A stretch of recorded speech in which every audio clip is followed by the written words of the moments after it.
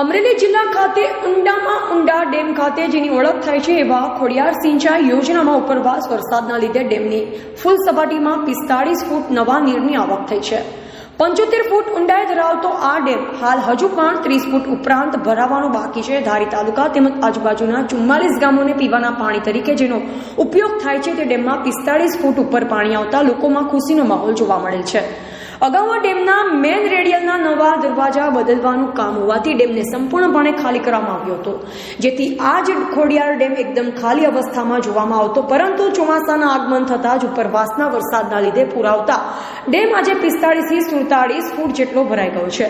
છેલ્લા કેટલાક સમયથી ધારી તેમજ આજુબાજુના ગામમાં જે પીવાના પાણીની સમસ્યા હતી તે ડેમના 45 ફૂટ જેટલો પણ ભરાતા લોકોના પાણીના બોરમાં પાણી આવી ગયું હોય તેમ લાગી રહ્યું છે અને પાણીથી થતી સમસ્યા ઉપર મહદ અંશે સમસ્યા દૂર થઈ હોય તેમ જણાઈ રહ્યું છે।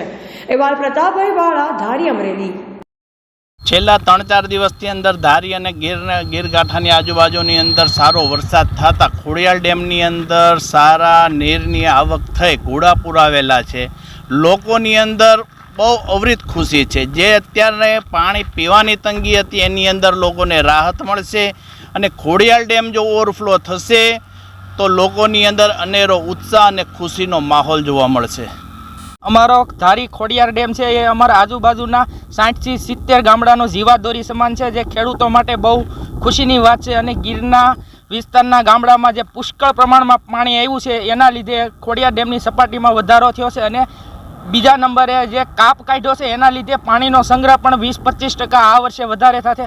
તેથી ખેડૂતોને શિયાળુ પાક અને ઉનાળુ પાકમાં તકલીફ નહીં પડે અને સારો એવો પાક લઈ શકશે।